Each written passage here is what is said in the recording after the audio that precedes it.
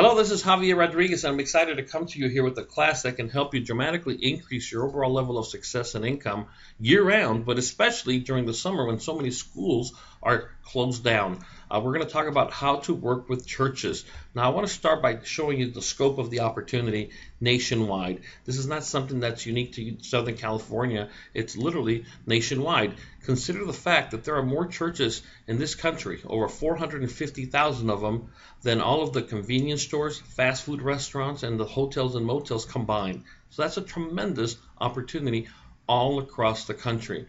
Here in Southern California, I just went to Google Maps, typed in churches, and this is what I got, which is just a ton of churches. And of course, we've got a lot of small, tiny churches that are not even listed here. Ironically, when I zoomed in on any specific area, even more popped up. And so again, there's no reason why every single person viewing this class cannot go out there and implement this today. And again, earn the income you deserve, that you want. However, it is going to require for you to get out of your comfort zone, off the couch.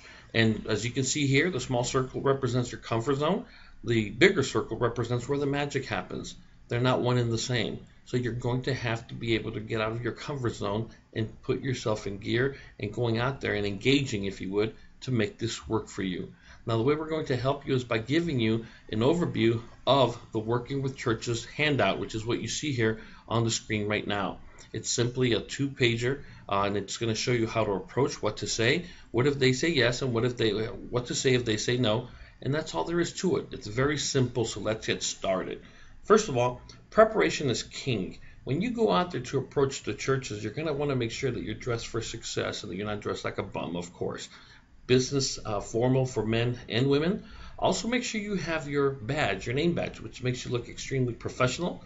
Become familiar, and I would say master the overview. It's not necessarily a script, but you are going to have to learn what to say and eventually make it your own. Also, make sure you carry your business card, whether they're the National Life Group, LSW, Anaco, North American. Just have something to leave behind. And most importantly, partner up with somebody. Don't go at it alone. Most people that go at it alone walk up to a location, whether it's a church or anything else, and stare at it and then get back in the car and leave. You got to have somebody with you that can serve as an accountability partner and also that moral support that we all require. Also, map out your route. Just make sure that you print out a map of the area in which you're going to hit and identify which church and in which order you're going to do. And then, of course, your partner is going to come up with his or her own list of churches, and then you're going to simply stand with them as they do their approaching and contacting, which will make things easier for both. Also, document your activity using the daily activity tracker we have given you.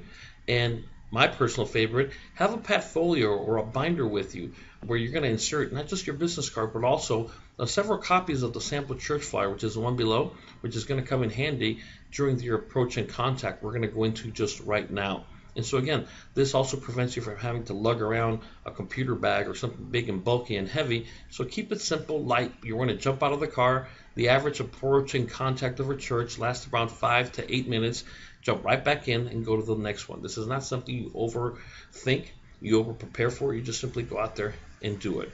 Now here's the approach. A couple of things. First of all, always approach a person that's either in a perceived position of authority or someone in the office of the church, if such an office exists. You know, a lot of the smaller churches don't have independent offices, if you would, within the church. Sometimes it's very obvious that the priest is standing there in full uniform, if you would. Well, then you're talking to the priest. But sometimes you're just going to have to eyeball it. And remember, you never want to, quote, pitch the person that you initially encounter, but you're rather going to ask them for help and guidance in finding the appropriate person as outlined below. So this is how you would approach somebody when you initially approach a location. Good afternoon, sir or ma'am. How are you today? We're going to wait for the answer. Well, great. My name is Javier Rodriguez, and I'm looking for the person that I need to speak to about potentially setting up a financial literacy workshop here at this church. Who would that be? We're going to wait for our answer. Great. Now, what is his or her position here in the church? Now, that's only if they didn't tell you that in the previous question. They might have answered the previous question with, oh, yeah, that's Father John. Well, then obviously we know what Father John does in the church.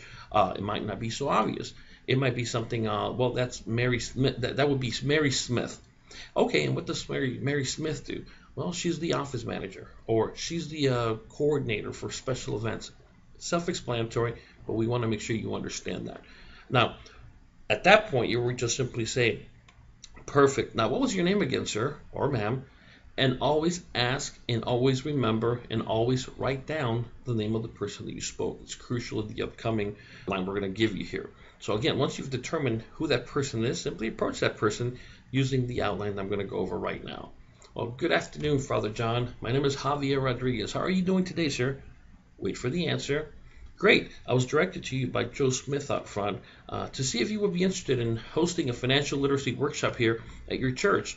My daytime job is to advise teachers, police officers, and firefighters on financial matters and to elevate their overall level of financial literacy. We also have a community outreach project, which is why I'm here today, that focuses on elevating the financial literacy of the community in general.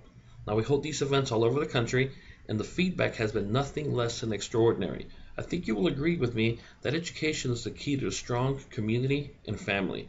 Our topics include basic finance, college funding, retirement, life insurance, which, by the way, we always emphasize on remembering the church at least as a partial beneficiary, becoming debt-free, and more.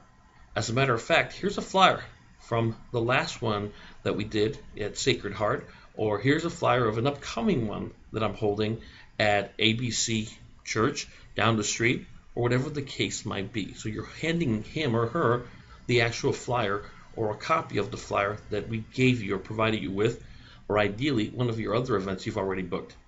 Then we continue. The workshops are free to the church and its members, and we bring food and refreshments. Then the event usually lasts about anywhere between 35 to 45 minutes. Father John, do you see your members benefiting from such a workshop? And just wait for the answer. And at this point, you're done. Either they're going to say yes or they're going to say no. And so again, you want to practice that in such a way that it flows, that it's smooth, that it sounds like it's you talking and not you reading a script.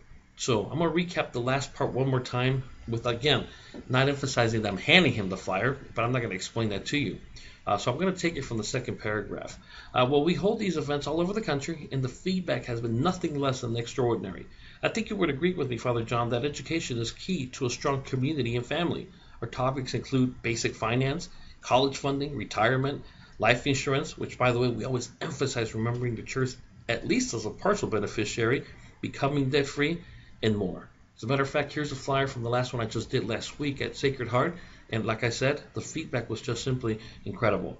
Now, keep in mind that the workshops are free, of course, to the church and its members, and we bring food and refreshments, and they usually last about 35 to 45 minutes long. Now, Father John, do you see your members benefiting from such a workshop? Once again, you're going to wait for that answer, and it's either going to be a yes or it's going to be a no. Now, if the answer is a yes, well, great. We're actually working on our calendars as we speak and are limited to only 4 churches per month, and I would really like to lock in your church on our calendar ASAP. What day of the week do you think you could mobilize the most members to attend the workshop?